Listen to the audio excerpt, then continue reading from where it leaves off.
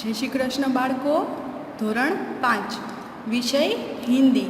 એમાં છે એ આપણે હિન્દીની સ્વાધ્યાય પોથીમાં ચોથો પાઠ સોચ અપની અપની એ છે પૂરવાનું છે. તો અહીંયા છે એ તમને એક ચિત્ર આપેલું છે. તો એની નીચે છે એ ચિત્ર કેનું છે કે એ ચિત્ર વિશે છે એ માહિતી આપેલી છે. તો પહેલાં એ જોઈએ. યહ પ્રકૃતિ કી ગોદ મેં બસે હુએ એક ગાંવ કા દૃશ્ય હૈ. તો કે આ ચિત્ર કેનું છે? તો કે પ્રકૃતિની જે છે એ પ્રકૃતિના ખોળામાં વસેલા એક ગામડાનું ચિત્ર છે. સુબહ કા સમય હૈ કે સવારનો છે એ સમય છે. સૂર્યોદય હો ચુકા હૈ કે સૂર્ય છે એ ઉગી ગયો છે કે સૂર્યોદય છે એ થઈ ગયો છે. પક્ષી દાના ચુગને કે લીએ ઘોંસલે સે નિકલ પડતે હૈ. નિકલ પડે હૈ કે પક્ષીઓ છે એ ચણવા માટે છે એ પોતાના માળામાંથી निकली गया છે. चरवाहे भी अपने गाये लेकर चराने के लिए निकल पड़े हैं કે ચરવાહે છે એટલે કે એ લોકો પણ છે એ પોતાની ગાયને છે એ ચરાવવા માટે લઈ જાય છે. रास्ते के नज़दीक एक बगीचे का दृश्य है કે રસ્તામાં છે એ નજીક જ એક બગીચાનું જે દ્રશ્ય છે એ દેખાય છે. બગીચે મેં 3 બચ્ચે દિખાઈ દે રહે हैं કે બગીચામાં છે એ 3 બાળકો દેખાય છે. 2 લડકિयाँ રંગબેરંગી તિતલીઓ કે પીછે દોડ રહી है કે 2 છોકરીઓ છે એ રંગબેરંગી પતંગિયાની પાછળ દોડી રહી છે. એક લડકા ભી તિતલી કે પીછે દોડ રહા है કે 3 બાળકો છે એમાં 2 છોકરીઓ અને એક છોકરો એ ત્રણેય છે એ પતંગિયાની પાછળ દોડી રહ્યા છે. सूर्य पर्वत पशु पक्षी घर मंदिर पेड़ आदि के कारण दृश्य बड़ा सुंदर लगता है કે અહીંયા છે એ સૂર્ય છે, પર્વત, પશુ પક્ષીઓ, ઘર, મંદિર, વૃક્ષો એ વગેરેને લીધે છે એ આખું દ્રશ્ય છે એ ખૂબ જ સુંદર લાગે છે. હવે પહેલો પ્રશ્ન જોઈએ. ચિત્ર દેખકર પ્રશ્નો કે ઉત્તર લીખીએ કે ચિત્ર જોઈ અને પ્રશ્નના છે જવાબ આપવાના છે. તો પહેલું, સૂરજ નિકલને પર પક્ષી ક્યાં કર રહે હૈ? તો તમે જુઓ તો સૂર્યોદય થયો છે એટલે પક્ષી છે એ પોતાના માળામાંથી છે એ નીકળી અને દાણા ચરવા માટે જાય છે. તો જવાબ સૂરજ નિકલને પર પક્ષી ચુગને કે લીએ નિકલ પડે હૈ. બીજું, ચરવાહા ક્યાં કર રહા હૈ? તો ચરવાહો જે છે એટલે કે ભરવાડ તો એ શું કરી રહ્યો છે? तो चरवाहा अपनी गायों को चराने ले जा रहा है કે ચરવાહો જે છે એ પોતાની ગાયોને ઘાસ ચારવા માટે છે એ લઈ જઈ રહ્યો છે. ત્રીજું, ચિત્ર મેં નારિયેલ કે કિતને પેડ હૈ? તો તમે ચિત્રમાં અહીંયા જુઓ તો દૂર તમને છે એ ઘરની પાછળ 1 અને 2 નારિયેળના વૃક્ષ છે એ દેખાતા હશે ને. તો જવાબ ચિત્ર મેં નારિયેલ કે 2 પેડ હૈ. હવે આગળનો પ્રશ્ન જોઈએ. પ્રશ્ન નંબર 4, ચિત્ર મેં કિતને ઘર હૈ? તો તમે છે તમારી સ્વાધ્યાય પોથીમાં પેજ નંબર 26 ઉપર ત્યાં છે એ આપણે નારિયેળનું વૃક્ષ જોયું, ત્યાં તમને ઘર પણ દેખાતા હશે. તો એ તમે ગણશો તો એ કેટલા થશે? તો કે 5. તો જવાબ ચિત્ર મેં 5 ઘર હૈ.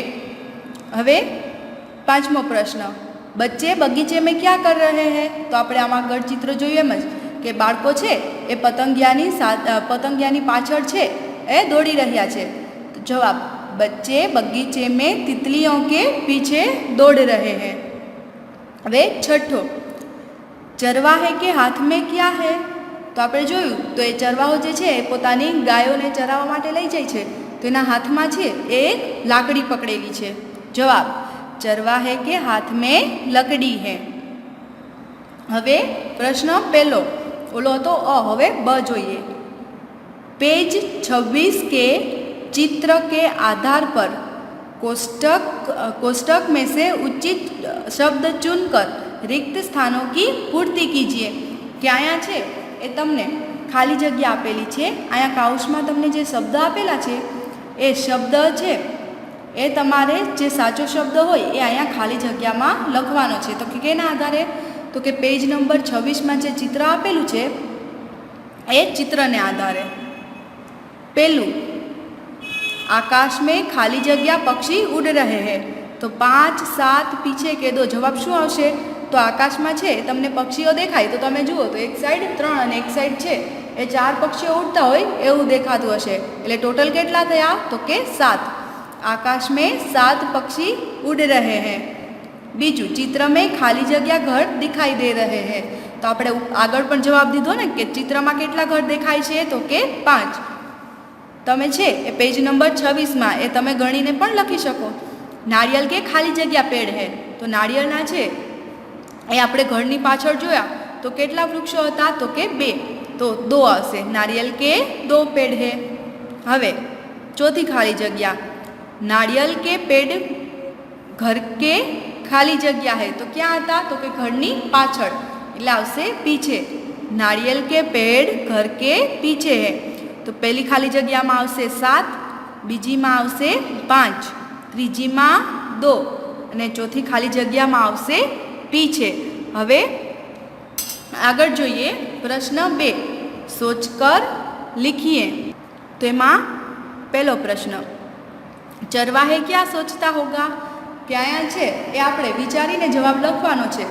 તો પહેલો પ્રશ્ન હું શું કીધું તો કે ભરવાડ જે છે કે ચરવાહો એ શું વિચારતો હશે તો જવાબ કે ચરવાહો છે એટલે કે એ કદાચ શું વિચારતો હશે તો કે ગાયોને છે એ ઘાસ ચરવા માટે ક્યાં લઈ જવું જોઈએ તો કે નદી આગળ કે જંગલ આગળ, અથવા તો ગાયને છે એ વધારે ઘાસ કઈ જગ્યાએ મળે, અને બપોરે છે એ ક્યાં જમે, અને રાત્રે છે કે સાંજે એ ઘરે પાછો ક્યારે ફરશે.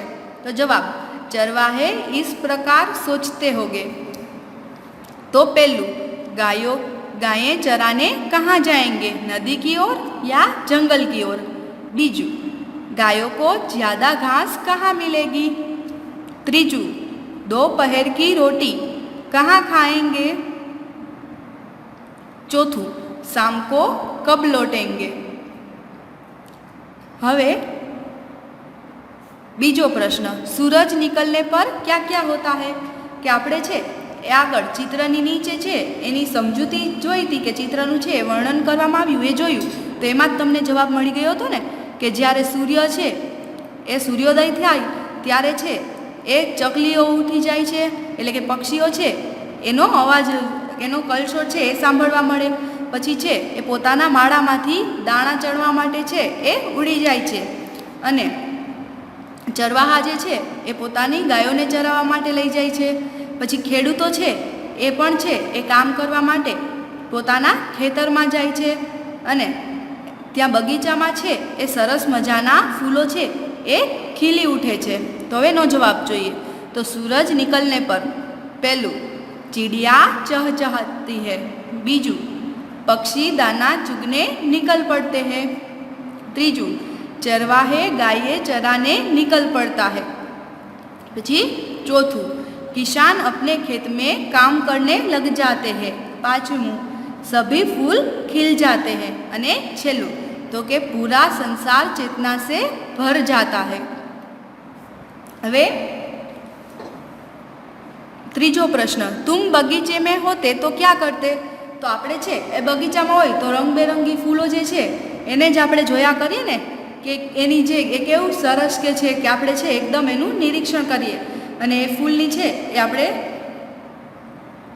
સુગંધો લઈએ. પછી બગીચામાં છે એ હિંચકા કે હોય તો આપણે હિંચકા ખાઈએ, અને ત્યાં ફૂલો હોય તો પતંગિયા તો હોય જ ને, તો આપણે છે એ પતંગિયાને પણ જોઈને એકદમ ખુશ થઈએ. તો હવે એનો જવાબ તો मैं बगीचे में होता तो रंग बेरंगी फूलों को जी भर के देखता, फूलों की सुंदरता देखता, झूले पर झूलता, ने छेलू तो रंग बेरंगी तितलियाँ देखकर प्रसन्न होता.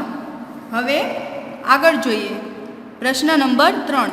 टोपी वाला और बंदर कहानी के आधार पर सही विधान के सामने सही का और गलत विधान के सामने गलत એટલે કે સાચું અને ખોટું કે ખરા ખોટા જે છે એ કરવાના છે. તો આપણે છે એ ટોપીવાળા વાંદરા તો આપણે છે એ ટોપીવાળો અને વાંદરાની વાર્તા જોઈને કે એક ટોપીવાળો છે એ એક વૃક્ષની નીચે પોતાની છે એ ટોપીની જે ટોપલી છે એ મૂકી દે છે, અને એ છે એ ત્યાં આરામ કરે છે. તો એટલી વારમાં છે એ વાંદરાઓ એ બધી છે એ ટોપલીઓ લઈ અને વૃક્ષ પર ચડી જાય છે. તો ત્યારે છે એ વેપારી છે એ પોતાની ટોપીઓ પાછી મેળવવા માટે કઈ યુક્તિ કરે છે? તો કે પોતે છે એ પોતાની ટોપી ઉતારી અને નીચે ફેંકી દે છે. કે આપને પણ ખબર જ છે ને કે વાંદરાઓ છે એને તો નકલ કરવી ખૂબ જ ગમે.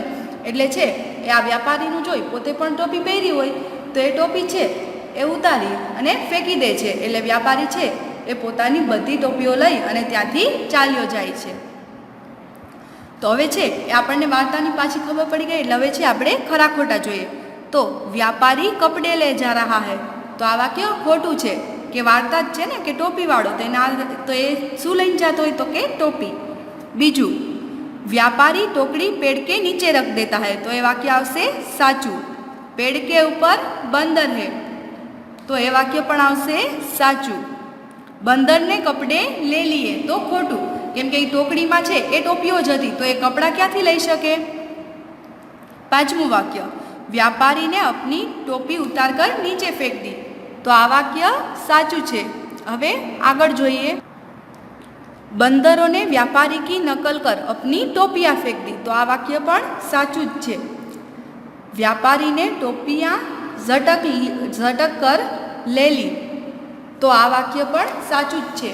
तो अहींया सुधी आजे छे ए आटલું જ. તમારે પણ છે એ અહીંયા સુધી તમારી સ્વાધ્યાય પોથીમાં પૂરું કરવાનું છે. પછી છે આગળ એ આપણે પછીના વિડીયોમાં જોશું.